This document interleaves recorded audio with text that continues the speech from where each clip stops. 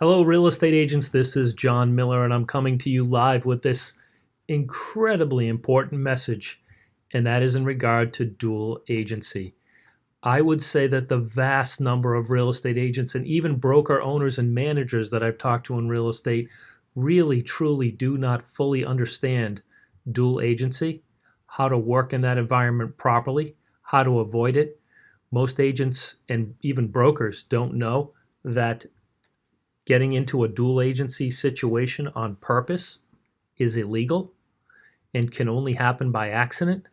So I'm here to explain to you the details to keep you out of court and to keep you from being sued and to keep uh, your clients educated properly. And I would beg you to pass this on to as many agents as you possibly can, because I really truly believe that this is by far the most misunderstood detail in our industry. And it is by far the number one reason and cause for lawsuits in our industry is dual agency. Okay? So I pulled up this article. I just Googled lawsuits dual agency. The advent of dual agency is the biggest consumer scam in real estate. Big real estate firms are addicted to dual agency double commissions. Dual agency is illegal in every other profession. Dual agency makes brokers obsolete. Lenders are at high risk in dual agency transactions. Routine and deceptive schemes that artificially increase frequency of dual agency. They talk about that. Scheme number one, scheme number two, scheme number three, pocket listings. They talk about that. Financial consequences to agents, misinformation campaigns, and brokers that have substandard commission splits on MLS. Guys, this is really important to pay attention to this, okay? If you don't learn anything else in real estate, learn about this. So I'm about to explain to you how you operate in this environment. So let me show you this. When you first meet a seller, you sign what's most commonly known as an exclusive right to sell agreement, right? So you go in here, and I would beg you to please read every paragraph of every contract you have. Many agents have operated in real estate for years and unfortunately may not have read the details or understand it. If you're not sure, ask an attorney or reach out to your broker or call MAR or NAR, get some details. So I'm going to pay particular attention to this section right here on the third page for the Massachusetts Association of Realtors exclusive right to sell agreement. And it talks about consented designated agency. But again, I want to stay on topic. We're going to stay on this is a dual agency snippet, not designated agency. So what it says here is that you're getting consent to dual agency. The seller understands that the designated seller's agent with whom seller is working also represents buyers, and that if that designated seller's agent introduces the property to a buyer who is also represented by that agent, a dual agency will be created. Now, I want to stop here because dual agency cannot happen on purpose. In other words, agent has a listing, shows the buyer the property. The buyer says, first of all, when you first show the property, if it's at an open house, you're supposed to have a placard there that says that you're representing the seller if it's your listing. And if you're showing a buyer a property, of course, you want to make sure that you use the agency disclosure form when you first meet them to discuss that property. So too many times I see agents will submit offers that have the same date as the agency disclosure form when they showed the house 3 or 4 days later, or earlier, I should say, and the dates should be different. So when your office and or you get audited, one of the first things that an auditor will do is he will go into a real estate office and say, show me all your double-ended transactions files. And they'll go in and they'll see if the agency disclosure forms are filled out properly. And if the agent is claiming to be a dual agent, is the date on your exclusive right to, is the date on your offer the same as the date on your agency form?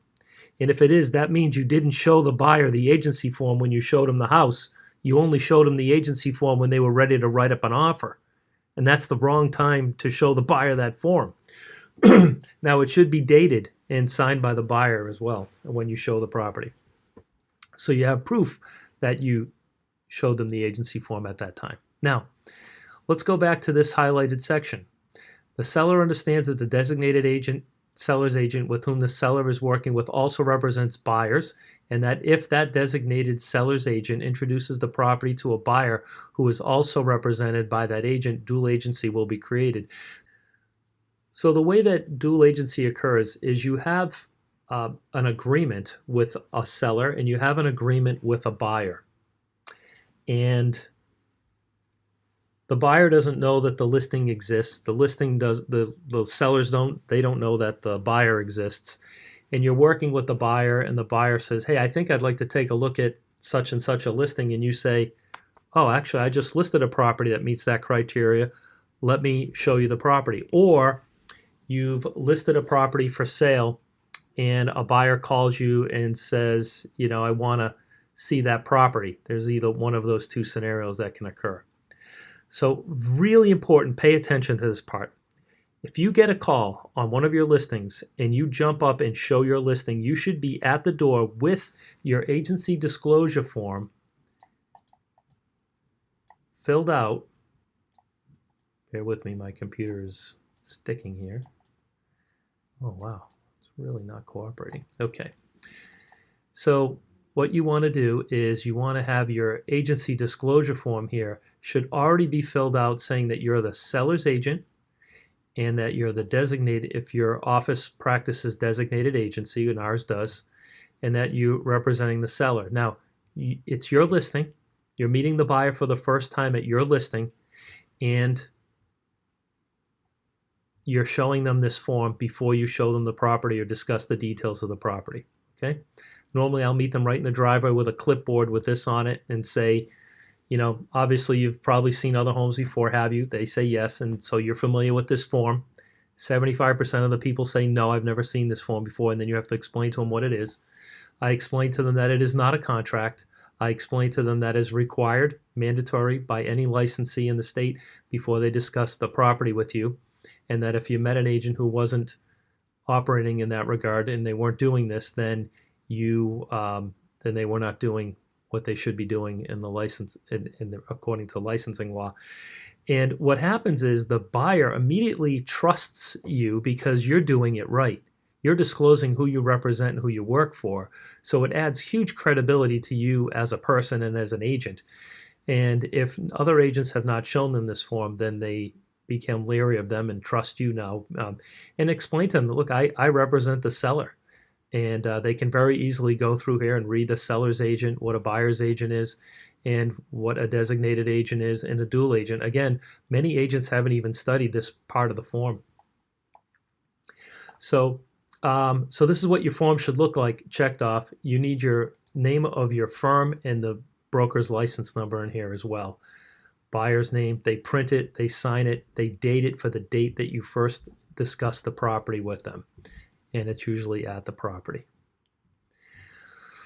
So just because they're a buyer, you don't check off you're a buyer's agent. You have no buyer agency relationship with that buyer. You've just met them. So it's illegal for you to show a property. You don't show them this form. They say they like it and they want to make an offer. And then you go in and check off, well, I'll be a buyer's agent here, and then I'll be a dual agent for you. And you can't get into dual agency on purpose. That's illegal. You can only get into dual agency relationship situation by accident. So that means you unknowingly, you didn't know that the buyer wanted your listing. And then the buyer sees it after the fact, after you've established these relationships first. Then they see the property and identify the property and want to look at it. And then you are in dual agency at that point. So again, real important, let's go through this. A real estate licensee may act as a dual agent representing both buyers and sellers in a transaction, but only with the express and informed written consent of both buyer and the seller and the buyer. You have to have written consent. A dual agent shall be neutral with regard to any conflict interest uh, of the buyer and the seller. Consequently, a dual agent cannot satisfy fully the duties of loyalty, full disclosure, obedience to lawful instruction, which is required of a seller or a buyer agent. A dual agent does, however, still owe the duty of confidentiality of material information and accounting for funds. Written consent for dual agency must be provided before potential transaction is identified. So if you know you're going to show the property, you need to get consent in writing from the seller and the buyer before you show that property. Okay, so there is a consent form, and I'm going to go through that with you. But in any event, no later than prior to the execution of the written agreement for purchase of sale of the residential property, the consent must contain the information provided for in regulations of the Massachusetts Board of Registration. Okay, so I'm going to go through this process with you. You meet a buyer at the property.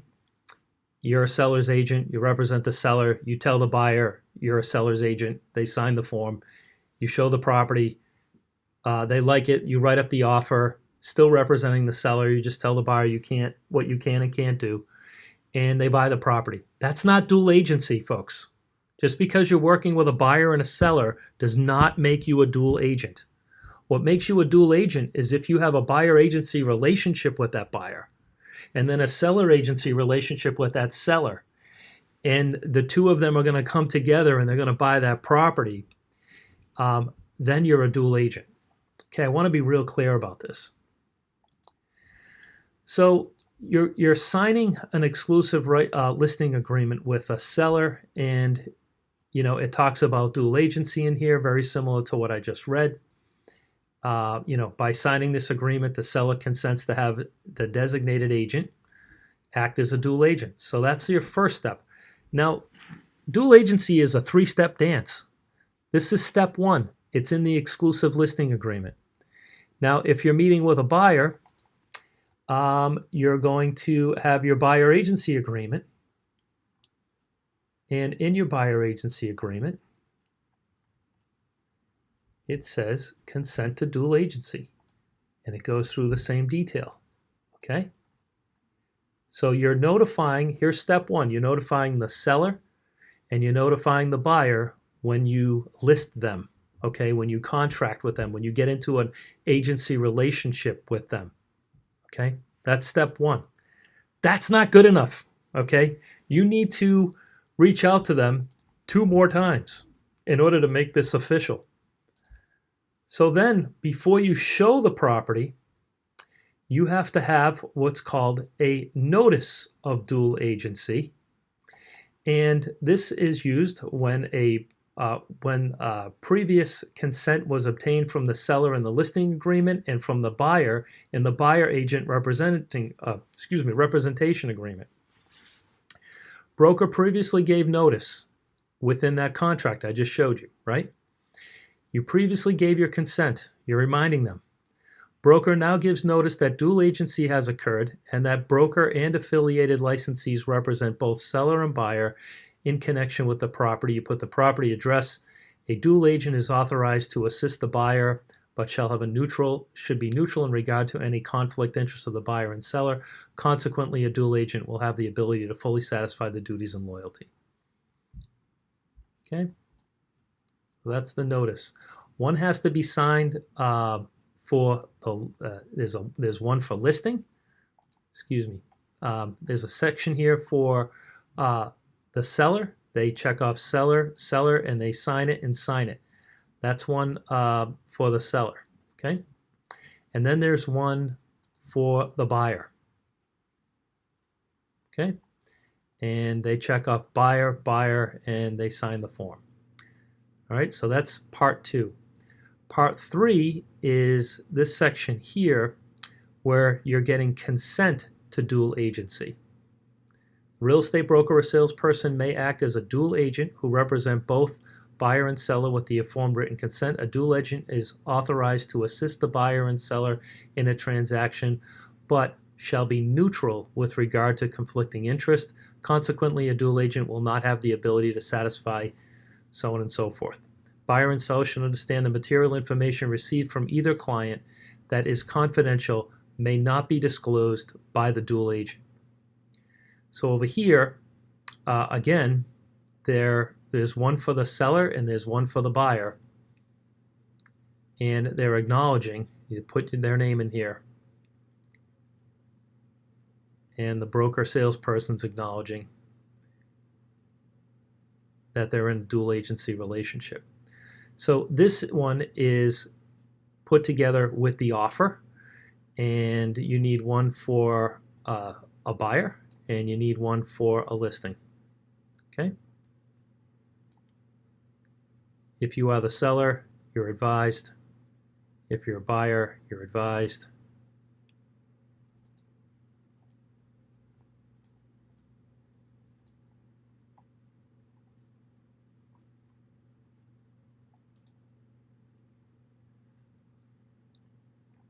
So you need consent, and you need I'm sorry, this is for consent, and then in addition you also need to have a notice for the buyer and the seller.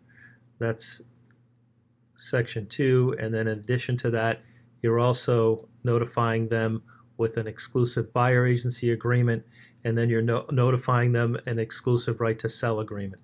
So it's a 3-step dance. You need upfront disclosing what it is and that they're agreeing with your agreements. You need notice and you need consent.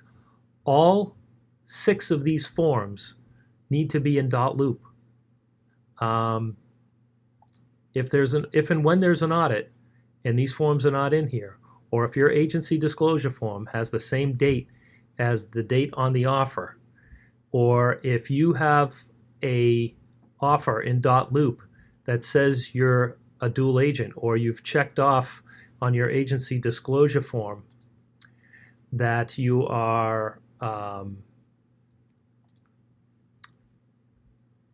right here. If you showed the property and you've checked off that on your listing, okay? Let's say it's your listing and you've checked off that you're a buyer's agent on your listing,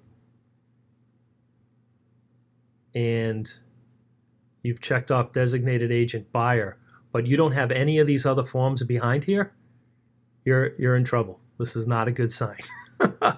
And if this is dated the wrong date, I mean, it's not good. So I just showed you how to do it right. It's really important you follow these instructions, guys. I can't stress this enough. In order to stay out of trouble in real estate, you've got to use this process. Now, maybe I spoke a little too fast. Maybe I jumped around a little bit. Maybe you don't fully understand. If you don't have a 110% grasp on what I've just explained to you, you need to please, please, please reach out to me. And we need to have a conversation about dual agency so that you absolutely, positively, thoroughly understand this. Listen, you could talk to agents in a classroom for 2 days, or broker owners of large companies for 2 days, explaining to them what I just shared with you in a very short period of time, and they still don't understand. They still have a hard time wrapping their head around this. So if you're confused or frustrated, you're not alone. One of the best ways to avoid dual agency also entirely is to just refer either the buyer or the seller out to someone else with their permission, if they're okay with that. But anyway, that's the scoop. Please respond and let me know that you saw this video, and let me know what questions you have. I will reply and answer any and all questions for you to make sure that you're on track with this. Alrighty, enjoy the day, and let's stay out of trouble.